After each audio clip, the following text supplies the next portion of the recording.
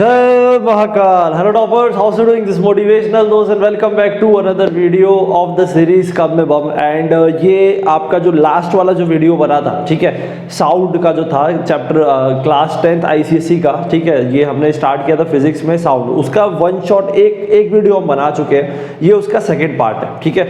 तो पहले पार्ट में हमने देखा कि भाई साउंड होता क्या है, कैसे साउंड प्रोड्यूस होता है, कैसे साउंड प्रोपेगेट करता है। फिर उसका नेचर हमने देखा कि ट्रांसवर्सल वेव या उसका जो लॉन्गिट्यूडनल वेव जो होता है उसका जो नेचर होता है वो क्या होता है, उसके बारे में हमने स्टडी किया।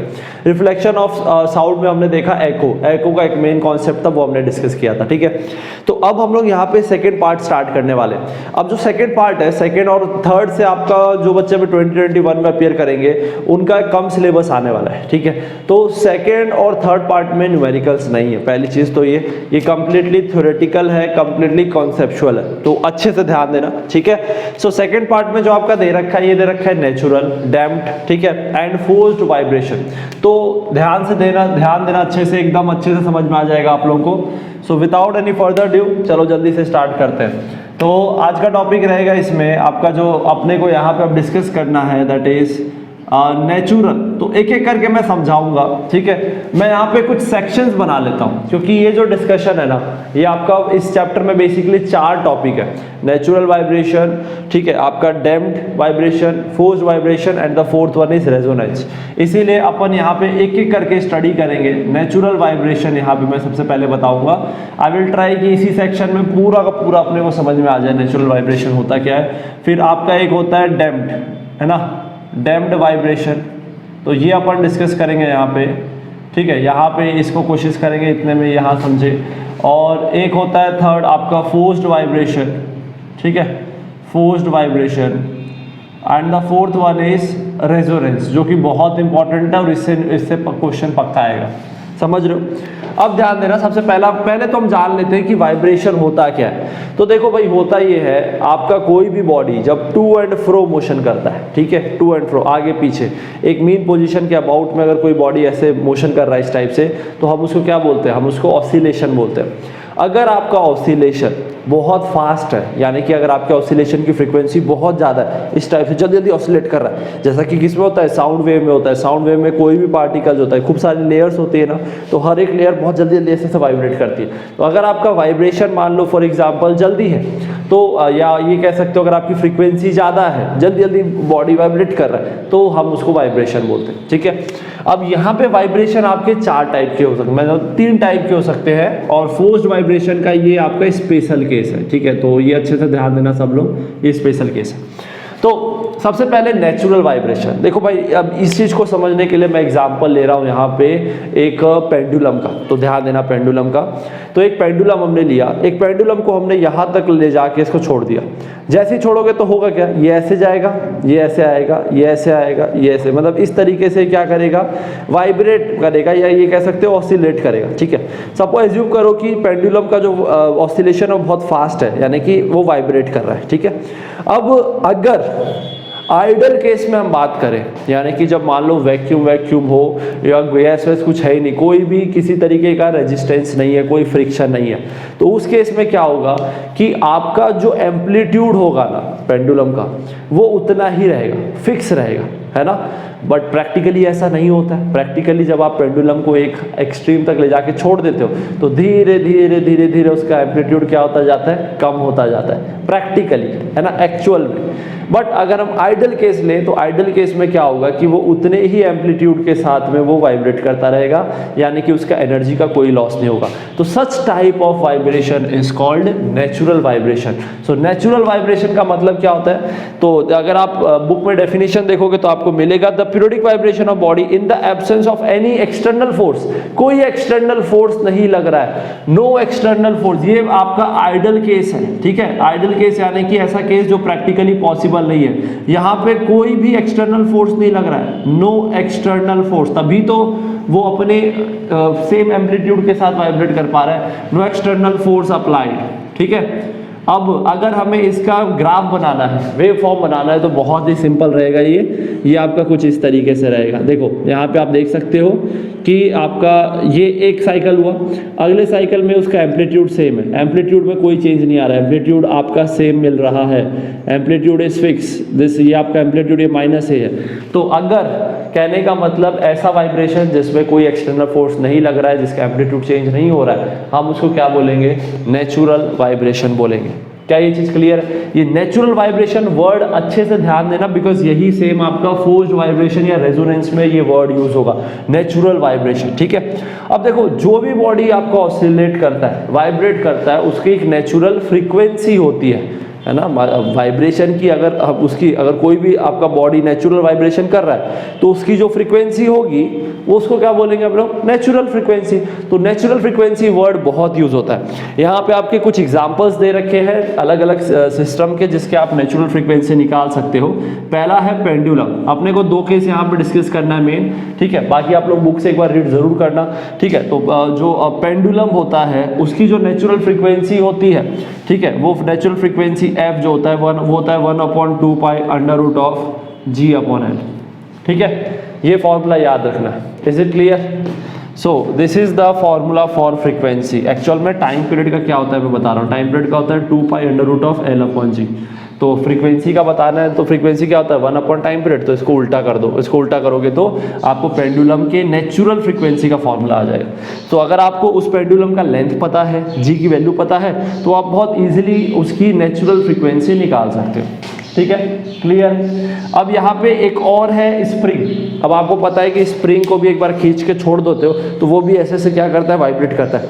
तो वो वाइब्रेट करता है और अगर हमें उसकी नेचुरल फ्रीक्वेंसी बतानी है तो उसकी नेचुरल फ्रीक्वेंसी का भी एक फॉर्मूला आप लोगों को पता है क्या होता है। स्प्रिंग के लिए अगर हम बात करें तो इसका याद रखना आप लोग। स्प्रिंग का होता है 1/2 पाई अंडर रूट ऑफ के अपॉन एम। ठीक है, क्या होता है फॉर्मूला? 1/2 पाई अंडर रूट के अपॉन एम। के क्या होता है? के होता है आपका स्प्रिंग कांस्टेंट। ठीक है, ये आप लोगों ने पढ़ा भी था जब मैं आप लोगों को वर्क पावर एनर्जी पढ़ा रहा था। और एम होता है मास ऑफ द स्प्रिंग। इसे क्लियर? बहुत ही सिंपल है। तो ये 2 केस है जिनका आपको पता होना चाहिए। बाकी जितने भी बॉडी, हमेशा ध्यान रखना, जितने भी बॉडी आपके वाइब्रेट करते हैं, हर एक बॉडी का, हर एक चीज का, ऑब्जेक्ट्स का एक पर्टिकुलर नेचुरल फ्रीक्वेंसी होता है। आ रही बात समझ में? अगर मान लो मैं इस बोर्ड की बात करूं तो इस बोर्ड को जब मैं ऐसे मारता हूं तो जब ये वाइब्रेट करता है तो इसका भी जरूर कुछ ना कुछ नेचुरल फ्रीक्वेंसी होगा।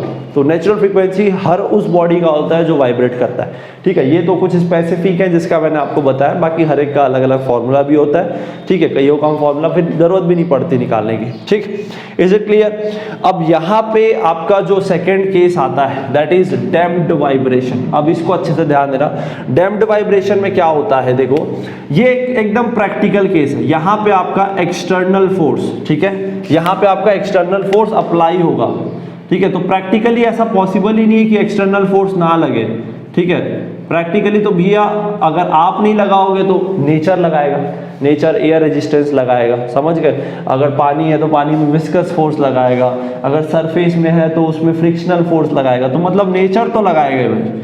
ठीक है, दूसरा एक्सटर्नल फोर्स इज अप्लाइड, और यहाँ पे ये आपका प्रैक्टिकल केस है यार। ठीक है, मतलब अब यहाँ पे आप समझ गए होंगे कि क्या होगा। इसमें होगा क्या? कॉमन सी बात है, कोई भी अगर एक्चुअल में हम बात करें तो कोई भी पेंडुलम को जब आप एक एक्सट्रीम तक ले जाके छोड़ देते हो तो बेसिकली उसका जो एम्पलीट्यूड है वो समय के साथ साथ कम होता जाता है। समझ रहे हो मेरी बात को? तो प्रैक्टिकली क्यों हो रहा है? क्योंकि उसकी एनर्जी लॉस होती जा रही है। उसकी एनर्जी कहाँ चली जा रही है? इन्वायरमेंट में चली जा रही है। क्यों? क्योंकि उसमें एयर रेजिस्टेंस लग रहा है। एयर रेजिस्टेंस ना उसके मोशन के फ्लो को रोक रहा है, तो जो हीट जो है वो हीट के फॉर्म में वेस्ट हो जा रही है। तो अल्टीमेटली जो पेंडुलम है उसकी जो नेट एनर्जी है, जो टोटल एनर्जी है, वो धीरे धीरे कम होती जाती है, लॉस होता रहता है। ठीक है, तो ये हो गया आपका प्रैक्टिकल। तो डैम्ड, अधिकतर जितने भी वाइब्रेशन होते हैं हमारे वो सब डैम्ड होते हैं यार, उसमें कुछ कहने कोई दो राय नहीं इस बात में। ठीक है, अब इसका अगर आपको ग्राफ बनाना है तो ग्राफ बहुत ही सिंपल सा रहेगा इसका। पहले आप देखोगे कि आपका एम्पलीट्यूड ज़्यादा रहेगा, फिर समय के साथ साथ एम्पलीट्यूड कम होता जाएगा। देख सकते हो आप लोग यहाँ पे एम्पलीट्यूड कम होता जा रहा है, और कम होता ये क्या हो जाएगा? एकदम जीरो हो जाएगा। ठीक है, तो देख सकते हो आप एम्पलीट्यूड कम होता जा रहा है। बाकी चीज़ में कोई चेंज नहीं आएगा, फ्रीक्वेंसी वैसी की वैसी रहेगी, बस एम्पलीट्यूड कम होता जा रहा है। ठीक है, इसको हम बोलते हैं डैम्प्ड वाइब्रेशन। अब भाई डैम्प्ड वाइब्रेशन के क्या एग्जांपल बताऊं भाई, कोई भी बॉडी है यार, मतलब स्विंग को ले लो, किसी बच्चे को झुला के एक बार छोड़ दो वो धीरे धीरे धीरे धीरे नीचे आएगा, या कोई पेड़ की झाड़ है उसको एक बार खींच के छोड़ दो वो भी धीरे धीरे धीरे धीरे वाइब्रेशन कम होता है तो जीरो हो जाएगा। तो इसका तो क्या ही बताना, बाकी आपके बुक में रीड कर लेना, ठीक है। अब आई थिंक आपको ये दो चीज अच्छे समझ में आ गया, तो इसका एक बहुत इंपॉर्टेंट ना एक डिफरेंस दे रखा है, वो जरूर बुक से पढ़ लेना, मतलब अगर रीड कर लेना तो समझ में तो 101% आ जाएगा आपको, क्योंकि डिफरेंस आ सकता है, ठीक है। Difference can come in exam, right the difference between natural vibration and damped vibration, तो ये आ सकता है भाई, ठीक है। इसके बाद आपका जो थर्ड आता है that is the very important, because उसी से फिर रेजोनेंस कनेक्टेड है। Third is your forced vibration. अब फोर्स्ड वाइब्रेशन क्या होता है, ऐसा वाइब्रेशन, अब आपको पता है ना कि प्रैक्टिकली तो like we have to apply, we have to keep applying, like practically आप देखोगे कि कुछ ना कुछ एक्सटर्नल फोर्स लगता है जिसकी वजह से उसका एम्पलीट्यूड कम होता जाता है। अब आप चाहते हो कि उसका एम्पलीट्यूड कम ना हो, उसका एम्पलीट्यूड मेंटेन रहे या ज़्यादा हो जाए, ठीक है, तो उस केस में आपको एक्सटर्नली, आपको, नेचर को नहीं, आपको एक्सटर्नली एक फोर्स लगाते रहना पड़ेगा, वो भी पीरियडिकली, ठीक है। आप जब एक्सटर्नल फोर्स लगाते रहोगे तो वो आपका उस टाइप का जो वाइब्रेशन होगा उसको हम क्या कहेंगे, forced vibration. It is just like किसी बच्चे को आप झुला रहे हो, ठीक है, और एक बार आपने छोड़ दिया तो वो धीरे धीरे डैम्पिंग होने लग जाएगी उसकी, लेकिन अगर आप एक्सटर्नली बार बार उसको अगर फोर्स लगाते रहोगे तो उस केस में वो उसका जो वाइब्रेशन होगा उसको हम क्या बोलेंगे, फोर्स्ड वाइब्रेशन बोलेंगे। Is it clear? जब आप एक्सटर्नली कोई फोर्स लगाते हो तो उस केस में जो वाइब्रेशन होता है उसको हम क्या कहते हैं, forced vibration. The vibration of a body which takes place under the influence of a external periodic force, ठीक है। तो यहाँ पे एक्सटर्नल पीरियोडिक फोर्स, और ये आप ही को लगाना पड़ेगा, एक्सटर्नल पीरियोडिक फोर्स लगता है भाई, ठीक है। यहाँ पे पीरियोडिक फोर्स नहीं लग रहा है, यहाँ पे भी एक्सटर्नल फोर्स लग रहा है, लेकिन ये नेचर लगा रहा है, बट ये पीरियोडिक नहीं है, ये ऐसा है कि इसको ओपोज ही कर रहा है, ठीक है। यहाँ ये सपोर्ट भी करता है, मतलब आप जो पीरियोडिक फोर्स लगाओगे उससे हो सकता है उसका एम्पलीट्यूड बढ़ भी जाए, ठीक है। ऐसे क्लियर? तो यहाँ पे अगर आप बात करें तो जब आप एक्सटर्नली, जब आप फोर्स्ड वाइब्रेशन करवाते हो ना, तो जो बॉडी है ना, ठीक है, जो बॉडी आप वाइब्रेट कर रहा है उसकी फ्रीक्वेंसी एक्चुअल में फोर्स्ड फ्रीक्वेंसी के इक्वल हो जाती है। कहने का मतलब अब इसकी नेचुरल फ्रीक्वेंसी एग्जिस्ट नहीं करेगी। इट इज़ जस्ट लाइक कि अब जो बंदा, अगर स्विंग की हम बात करें तो जो उसको झुला रहा है उसकी जो फ्रीक्वेंसी रहेगी ना, वो जिस फ्रीक्वेंसी के हिसाब से वो उसको झुला रहा है वही फ्रीक्वेंसी इस बॉडी की हो जाएगी जो झूल रहा है, जो स्विंग कर रहा है, ये ध्यान रखना। तो अब यहाँ पे नेचुरल फ्रीक्वेंसी का रोल बहुत ही कम है, कोई रोल ही नहीं रहता। जो फोर्स्ड जो ऑसिलेशन करवा रहा है उसकी जो फ्रीक्वेंसी रहेगी वही उस बॉडी की फ्रीक्वेंसी रहेगी। ये चीज़ यहाँ पे ध्यान रखना बहुत इंपॉर्टेंट है, ठीक है। सो ये चीज़ अब यहाँ पे अगर आप लोगों को क्लियर है, so like natural frequency becomes equal to, ठीक है, फोर्स्ड फ्रीक्वेंसी, ठीक है, ये चीज ध्यान रखना। अब यहां पे बहुत ही एक इंपॉर्टेंट बात है। अब होता क्या है, देखो यहाँ पे अब एक स्पेशल केस दे रखा है, ठीक है। फोर्स्ड वाइब्रेशन के तो बहुत सारे हैं यार, मतलब स्विंग, किसी बच्चे झूला, बहुत सारे एग्जांपल दे रखे हैं, एक करके अच्छे से पढ़ना समझ में आएगा। अब यहाँ पे ना रेजोनेंस जो है ना, it is a special case of forced vibration. अब यहाँ पे क्या होता है, यहाँ पे ध्यान देना, अगर जो बॉडी वाइब्रेट कर रहा है अगर उसकी नेचुरल फ्रीक्वेंसी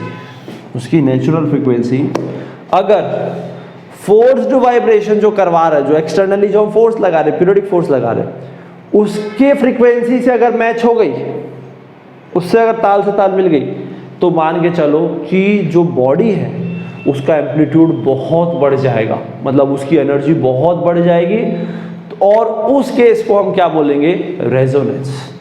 इसको एक बहुत ही प्यारे से एग्जांपल समझाता हूं जिससे आप इस कॉन्सेप्ट को समझ पाओ। अगर मान लो आप आपका कोई दो भाई है, छोटा भाई है, उसको आप झूला झुला रहे हो, ठीक है।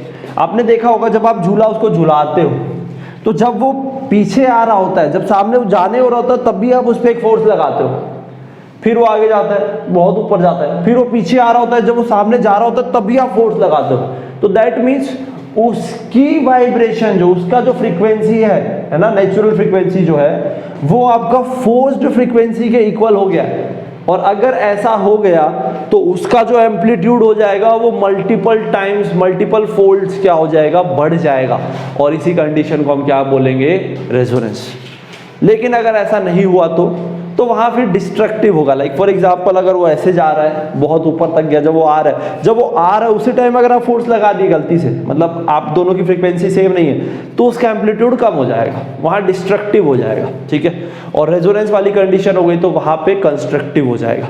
तो ये चीज बस आपको यहाँ पे ध्यान रखनी है। Is it clear? So resonance is a special case of force vibration when the frequency of external applied force, ये देखो मैं यहाँ पे लिख रहा हूं, ठीक है, when frequency of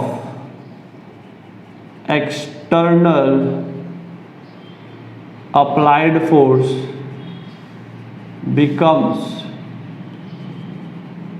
equal to, है ना, when frequency of external applied force becomes equal to natural frequency of body, तो such type of condition is called resonance। आई बात समझ में? अब इसके बहुत प्यारे प्यारे एग्जाम्पल दे रखे हैं, ठीक है। तो आप लोगों को एक एक करके मैं समझाऊंगा क्योंकि ये आपके पेपर में आएंगे भाई, ठीक है। इसमें 3 केस तो बहुत इंपॉर्टेंट है, बाकी फिर आप एक बार रीड करोगे ना तो आपको अच्छे से समझ में आने लग जाएगा, ठीक है। तो देखो पहला केस में बता जो दे रखे हैं आपके बुक्स में, जो दे रखे हैं और जो जनरली पेपर में आई जाते हैं, क्योंकि इसमें न्यूमेरिकल तो है नहीं, ठीक है। जो है वो आपके कॉन्सेप्ट्स हैं, कॉन्सेप्ट समझ में आ गए, एक बार रीड कर लिए, और फिर इसके जो कुछ केसेस है उसमें एक्सप्लेनेशन आ सकता है, that why the amplitude of this becomes high, तो वो वहाँ पे आपको एक्सप्लेन करना पड़ेगा, तो वहाँ कॉन्सेप्ट आना चाहिए। तो देखो यार यहाँ पे हमने क्या लिया है, मान लो ये हमने एक ट्यूनिंग फोर्क लिया है, ठीक, एक ट्यूनिंग फोर्क है,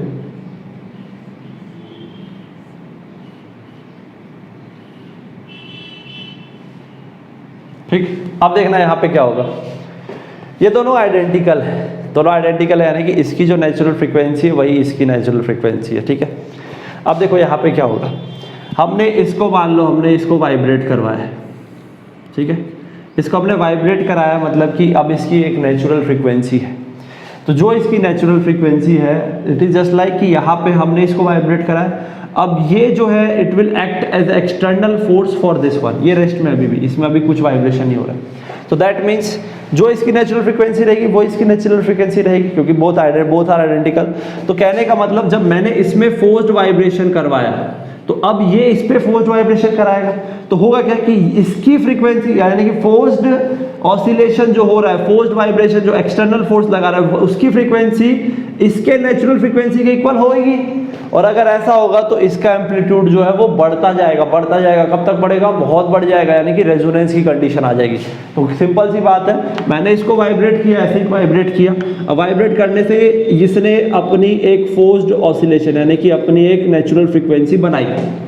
अब this is acting as a external applied force, this tuning fork is acting as a external applied force, और जब इसकी फ्रीक्वेंसी इसके फ्रीक्वेंसी से मैच हो गई, जो बिल्कुल होगी क्योंकि बोथ आर आइडेंटिकल, तो ये भी आपका जो है वो ऑसिलेट करने लग जाएगा, ठीक है, और बहुत तगड़ा ऑसिलेट करेगा, इसका एम्पलीट्यूड बहुत बढ़ेगा, और this is going to be, ये आपकी कंडीशन बन जाएगी रेजोनेंस की। तो that means the frequency of external applied force becomes equals to the natural frequency of the body, then such type of condition is called resonance। और जब भी resonance होता है तो जिस बॉडी में वाइब्रेशन प्रोड्यूस हो रहा है, ठीक है, जो बॉडी ऑसिलेट करने लगी है उसका एम्पलीट्यूड बढ़ता जाता है, बढ़ता जाता है, बढ़ता जाता है, जैसे क्लियर, और जिससे बहुत ज़्यादा साउंड प्रोड्यूस होती है। जितना वाइब्रेशन होगा, जितना ज़्यादा एम्पलीट्यूड का वाइब्रेशन होगा, उसकी जो लाउडनेस होगी वो उतनी ज़्यादा होगी। जैसे क्लियर, बहुत ही सिंपल है। ऐसे कुछ और भी केसेस हैं, है ना, एक दो केस और दे रखे हैं, उसको डिस्कस करते हैं एक बार, रेजोनेंस के अच्छे समझ में आ जाएगा, ठीक है। जैसे स्टूडेंट्स तो 2 केस और हैं रेजोनेंस के, वैसे तो बहुत सारे एग्जांपल्स दे रखे हैं रेजोनेंस के, ठीक है, बट जो मेनली आपके एग्जाम में जो आ जाता है ना फिगर बेस्ड पे, वो बता रहा हूँ। एक तो ट्यूनिंग फॉर्क का दे रखा था आपका, ठीक है, यहाँ पे ये वाला जो फॉर्क है ना, ये दोनों की ये वाला जो फॉर्क है ये आपका एक्सटर्नल, एक तरह से एक्सटर्नल फोर्स की तरह काम कर रहा है, ठीक है, तो ये एक्सटर्नल फोर्स क्रिएट कर रहा है, एक्सटर्नली फ्रीक्वेंसी ये क्रिएट कर रहा है, और उसके बाद में ये जो एक्सटर्नल फ्रीक्वेंसी जो है, the frequency of external applied, ये आपकी इसकी नेचुरल फ्रीक्वेंसी के इक्वल हो जा रही है ना, इसीलिए ऑसिलेट कर रहा है, इसीलिए इसका जो ये रेजोनेंस की कंडीशन में आ जा रहा है, उसका एम्पलीट्यूड बढ़ जा रहा है, ठीक है। अब वैसे ही दो केस और दे रखे हैं, एक ये बहुत ही प्यारा केस है, ये भी आपके जनरली बुक में आ जाता है, मतलब ये डोंट थिंक ये आपका रेजोनेंस का ही सेकंड केस बता रहा हूँ मैं। यहाँ पे सपोज करो ये काइंड ऑफ पेंडुलम का केस है, ठीक है। तो यहाँ पे ध्यान देना, जैसे कि अगर हम यहाँ पे बात करें, ये आपके 4 अलग अलग पेंडुलम है, इस टाइप से एक रस्सी में 4 पेंडुलम को बांध दिया और वो इस तरीके से ऑसिलेट करेंगे, ठीक है। तो यहाँ पे मान लो ये आपका ए है, ये आपका बी है, ये आपका सी है, ये आपका डी है। अब देखो अगर आप यहाँ पे ध्यान दो तो ए और सी का जो लेंथ है, आपको पता है कि इसकी जो फ्रीक्वेंसी होती है, नेचुरल फ्रीक्वेंसी जो होती है ना, किसकी, स्ट्रिंग्स या पेंडुलम की, वो किस पे डिपेंड करती है, देख लो, फ्रीक्वेंसी जो है वो लेंथ पे डिपेंड करती है। लेंथ जितनी ज़्यादा होगी उसकी फ्रीक्वेंसी उतनी कम होगी, यानी कि वह इतना धीरे धीरे ऑसिलेट करेगा। लेंथ जिसकी कम होगी वो जल्दी जल्दी ऑसिलेट करेगा, उसकी फ्रीक्वेंसी ज़्यादा होगी, ठीक है। अब यहाँ पे आप देख सकते हो कि ए और सी, इन दोनों की लेंथ सेम है, इनकी लेंथ सेम है, इसका मतलब कि यहाँ पे इनकी जो फ्रीक्वेंसी होगी वो सेम होगी भाई, नेचुरल फ्रीक्वेंसी सेम होगी। इसकी फ्रीक्वेंसी है, लेंथ कम है तो इसकी फ्रीक्वेंसी ज़्यादा होगी और इसकी फ्रीक्वेंसी कम होगी। अब सपोज करो कि मैं ए में, अब यहाँ पे ऑब्वियस ही बात, अगर आपको रेजोनेंस क्रिएट करना है तो किसी एक को तो आपको as a force, external force की तरह काम करना पड़ेगा ना, एक्सटर्नल फोर्स अप्लाइड की तरह काम करना पड़ेगा, ठीक है। तो एक्सटर्नली सपोज करो हम ए को, हम मान लो फोर्स्ड, ए में हम क्या करा रहे हैं, फोर्स्ड वाइब्रेशन करवा रहे हैं, ठीक है। ए को हम फोर्स्ड वाइब्रेशन कराएंगे। अब ए का जो फ्रीक्वेंसी होगा उसकी वजह से बी भी कहीं ना कहीं थोड़ा बहुत वाइब्रेट करना शुरू करेगा, बट जैसा कि बी की नेचुरल फ्रीक्वेंसी और ए की जो फोर्स्ड जो फ्रीक्वेंसी है वो सेम नहीं होगी, क्योंकि लेंथ अलग अलग है, इसीलिए इसका एम्पलीट्यूड इतना ज़्यादा बढ़ नहीं पाएगा। वहीं डी की बात करें तो डी की नेचुरल फ्रीक्वेंसी और आपका यहाँ पे फ्रीक्वेंसी ऑफ एक्सटर्नल फोर्स, इसकी ए की जो फ्रीक्वेंसी, ये अलग होने की वजह से ये भी इतना अच्छे से हाई एम्पलीट्यूड के साथ ये ऑसिलेट नहीं कर पाएगा, वाइब्रेट नहीं कर पाएगा। लेकिन सी की बात करें तो सी की जो नेचुरल फ्रीक्वेंसी है वो ए के फ्रीक्वेंसी के इक्वल हो जाएगी, जिसकी वजह से सी और ए आपके रेजोनेंस में आ जाएंगे, या ये कह सकते हो कि सी आपका रेजोनेंस में आ जाएगा, और रेजोनेंस में आने की वजह से सी का जो एम्पलीट्यूड है वो धीरे धीरे धीरे धीरे बढ़ता जाएगा, ठीक है। जितना हो पाएगा एक्सट्रीम तक वो आपका बढ़ेगा। Is it clear? बट ये कि तब तक बढ़ेगा जब तक आप यहाँ पे जो आप एक्सटर्नली जो फोर्स लगा रहे हो ए में, ठीक है, ये आप लगाते रहोगे। अगर आप ये नहीं लगा रहे हो, आप एनर्जी नहीं दे रहे हो, तो ये कैसे बढ़ेगा, अपने आप कैसे एम्पलीट्यूड बढ़ेगा भाई? अपने आप कुछ नहीं बढ़ता है, एम्पलीट्यूड बढ़ रहा है मतलब कि उसके पास एनर्जी आ रही है। तो उसके पास एनर्जी कहाँ से आएगी? जो आप एक्सटर्नली कंटिन्यूसली जो फोर्स लगा रहे हो ना, पीरियोडिक फोर्स, उससे आ रही है। ये लगाना छोड़ दोगे तो फिर इसका एम्पलीट्यूड कम होने लग जाएगा। समझ गए मेरी बात को? बहुत ही सिंपल है यार। एक इसमें तीसरा केस होता है, दैट इज वाटर। वाटर का एक बहुत प्यारा केस दे रखा है यहाँ पे। यहाँ पे इन्होंने क्या बताया है कि बेसिकली ये एक सिस्टम है, देखना है यहाँ पे अच्छे से, ये आपका काइंड ऑफ सिस्टम है, ठीक है, और ये आपका पानी का काइंड ऑफ आपका वो है, ठीक है। अब सपोज करो कि यहाँ तक, अब इसके लेवल के हिसाब से इसको ऊपर नीचे करेंगे तो यहाँ पे वाटर का लेवल ऊपर नीचे होगा, ठीक है, ये तो समझ लो मेरी बात को। अब यहाँ पे देखना, बहुत इंटरेस्टिंग सा फैक्ट है। इंटरेस्टिंग चीज़ क्या है, देखो, हम यहाँ पे जो एक्सटर्नल जो फ्रीक्वेंसी जो हम दे रहे हैं, जो फोर्स्ड फ्रीक्वेंसी, हम जो फोर्स्ड वाइब्रेशन करा रहे हैं, वो करवा रहे हैं हम इस ट्यूनिंग फॉर्क में, ठीक है। अब देखो, ये ट्यूनिंग फॉर्क है, ये कुछ फ्रीक्वेंसी बना रहा है, मान लो एफ, ठीक है, इसकी फ्रीक्वेंसी है मान लो 5 हर्ट्ज, ठीक है भाई, ये तो आप समझ ही रहोगे। तो यहाँ पे ये जो ट्यूनिंग फॉर्क है ना, it is actually acting as a external force applied, ठीक है, एक्सटर्नल पीरियोडिक फोर्स की तरह काम कर रहा है ट्यूनिंग फॉर्क। अब होगा क्या, आप लोगों को पता है कि एक आप लोगों ने एक्सपेरिमेंट किया भी होगा। अगर आप कोई कैप लेते हो और उस कैप में अगर आप मान लो वो क्लोज रहता है, एक साइड से ओपन है, उसमें आप ऐसे फूंक मारते हो तो कुछ साउंड प्रोड्यूस होती है ना।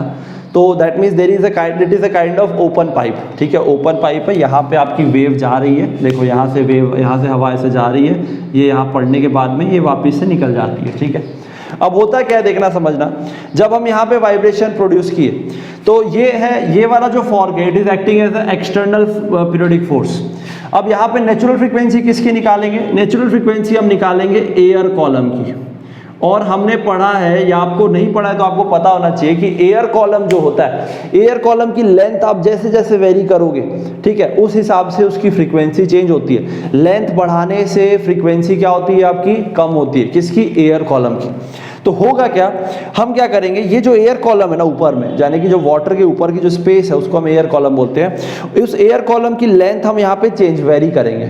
और होगा क्या, एक ना एक ऐसी लेंथ हमको मिलेगी, एक ना एक, यानी कि पानी का जब लेवल हम ऊपर नीचे करेंगे, यहाँ से इसको ऊपर नीचे करने से जब पानी का लेवल हम ऊपर नीचे करेंगे तो उस हिसाब से जो एयर कॉलम है उसकी लेंथ वेरी करेगी।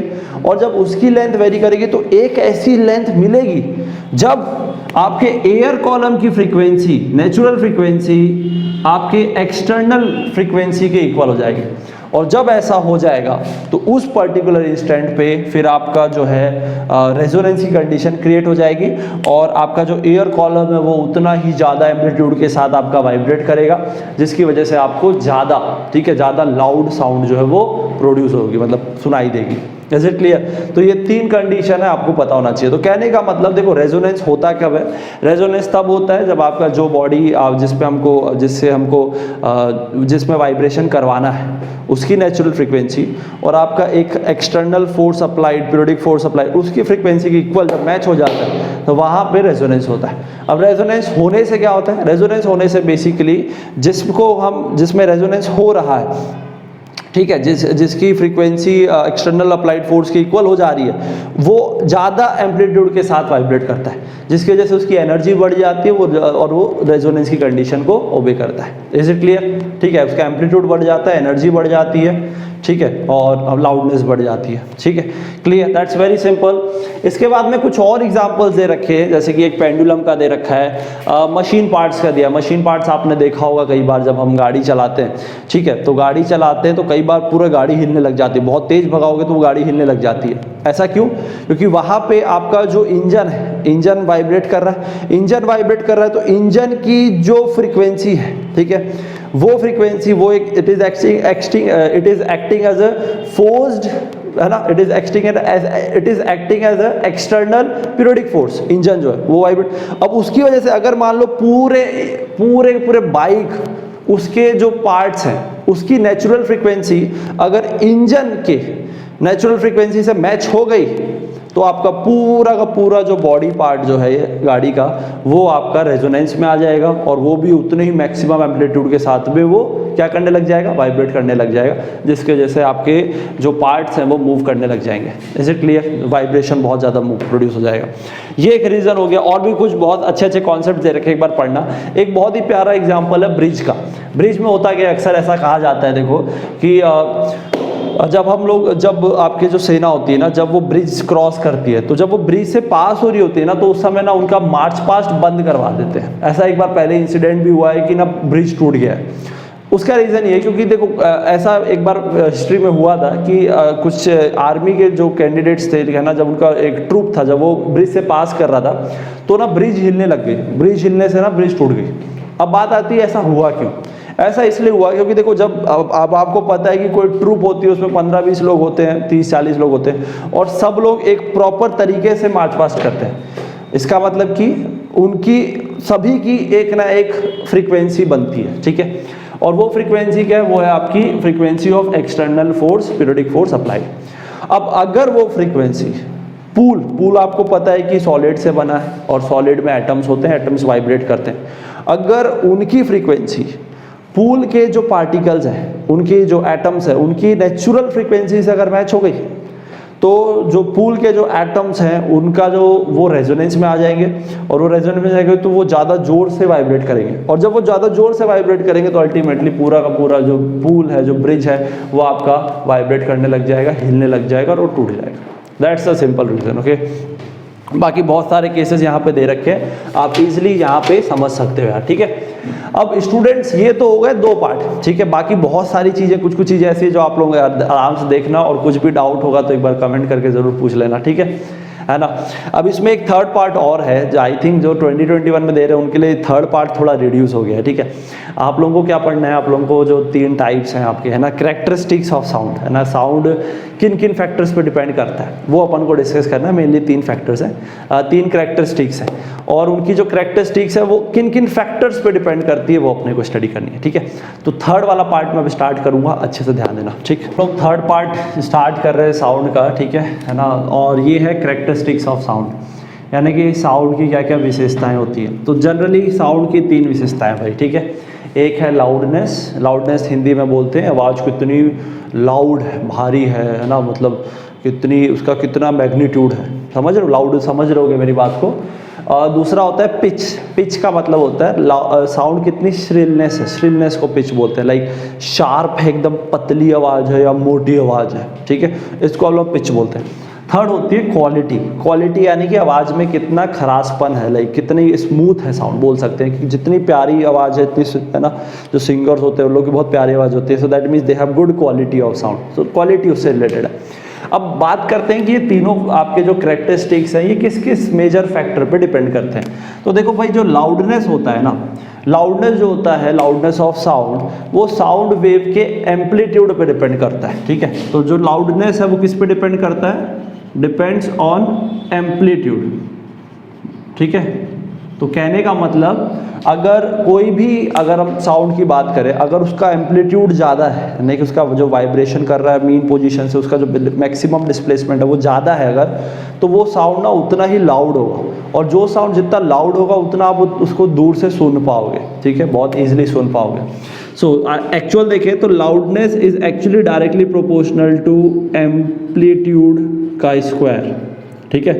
तो अगर एम्पलीट्यूड 2 टाइम्स बढ़ रहा है तो लाउडनेस 4 टाइम्स बढ़ेगा। Is it clear?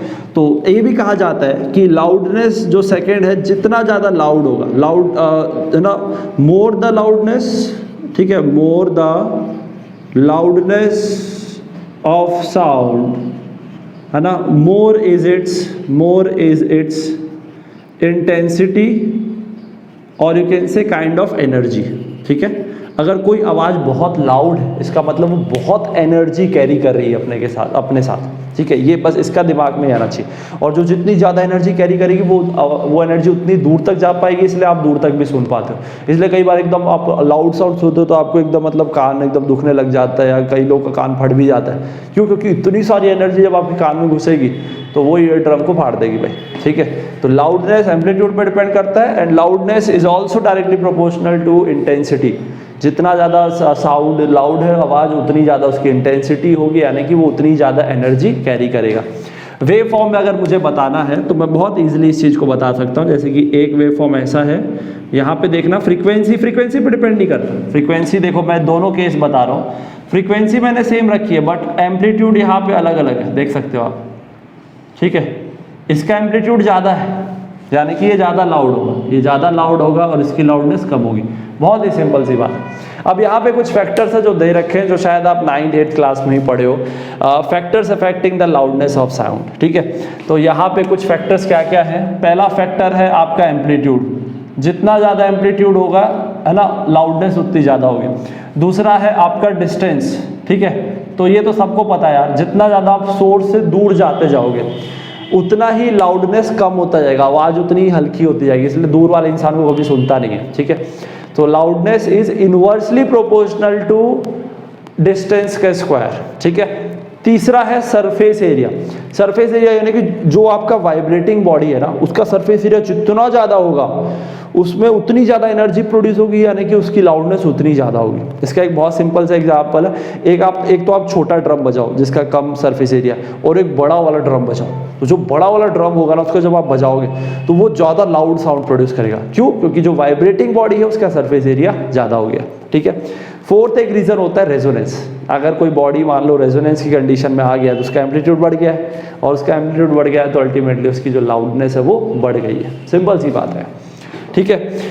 और ऐसा कहा जाता है कि जो मैन होते हैं उनकी लाउडनेस ज़्यादा होती है, उनमें जो बहुत एनर्जी, और इसलिए वो जब बोलते हैं तो वो आवाज़ दूर तक जा पाती है। और फीमेल में जो होती है उनकी लाउडनेस कम होती है, इसलिए वो आवाज़ ज़्यादा दूर तक जा नहीं पाती, ठीक है। अब यहाँ पे सेकंड है पिच। पिच जो होता है ना, पिच ये आपका डिपेंड करता है किस पे, डिपेंड्स ऑन फ्रीक्वेंसी, ठीक है। ये फ्रीक्वेंसी पे डिपेंड करता है, ये एम्पलीट्यूड पे डिपेंड नहीं करता। एम्पलीट्यूड पे लाउडनेस डिपेंड करता है। तो अब इसमें क्या है, इसमें ऐसा है कि भैया pitch is directly proportional to frequency, यानी कि अगर किसी की फ्रीक्वेंसी ज़्यादा है तो उसकी पिच ज़्यादा होगी, और पिच जितनी ज़्यादा होगी, जितना ज़्यादा पिच होगा उसकी जो श्रिलनेस होगी, श्रिलनेस या शार्पनेस, आवाज़ उतनी ही पतली होगी और चुभने वाली होगी, ठीक है, एकदम पतली आवाज़ जब आप सुनते हो तो एकदम चुभता है आपको, है ना, उस टाइप से।